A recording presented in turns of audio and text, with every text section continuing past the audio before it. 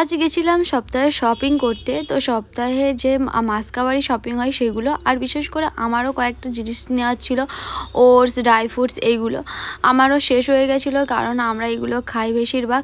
তো সকালে আমাদের ব্রেকফাস্টে কয়েকদিন অসুবিধা হচ্ছিলো, সাথে সাথে আমাদের কয়েকটা চকলেটও নেওয়ার ছিল। তো ভাবলাম এখান থেকে ঘুরে আসে। আরও একটা জিনিস নিয়েছি, যেটা হচ্ছে মাখনা। আর আমি জানি না মাখনা ঠিক কেমন, আর ফার্স্ট টাইম ট্রাই করছি আমার মেয়েকে খাওয়াবো বলে। আর তোমরা যদি মাখনার ব্যাপারে কিছু জানো অবশ্যই কমেন্ট করে জানিও, আমার মেয়েকে খাওয়ানো কি ঠিক হবে, আর এর পুরো কি কীরকমভাবে খাওয়াতে হয় অবশ্যই যারা অবশ্যই জানিও। আমি জানি এটা খাওয়ানো খুবই ভালো, খেলে খুব ভালো, ও এটা নাকি কিডনির পক্ষে খুবই মানে উপকার করে কিডনিকে।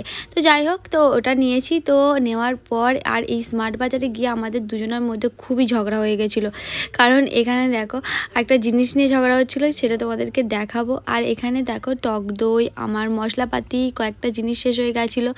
এখানে কি হয়, বাজারের মধ্যে গিয়ে কোনটা ছেড়ে কোনটা নেবো এটা ভাবতে ভাবতে বাড়িতে গিয়ে মনে হয় আসল জিনিসটাই নেওয়া হয়নি, কি বলো তোমরা।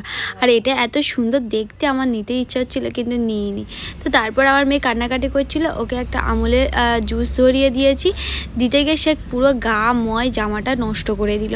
তো যাই হোক, ভালো করে মুছে মাছে দিয়েছি, ও একটু শান্তি ভরে খাক, আর আমি একটু শান্তি ভরে একটু শপিং করি। তো এদিকে কেনাকাটা হয়ে গেছে। তো তারপরে চলে গেছিলাম একটু কসমেটিক্সের দিকে গিয়ে ওখানে কয়েকটা জিনিস নেওয়া ছিল, সাবান গুঁড়ো, সাবান, তারপরে বডি ওয়াশ, হ্যান্ড ওয়াশ, এগুলো নেওয়া ছিল।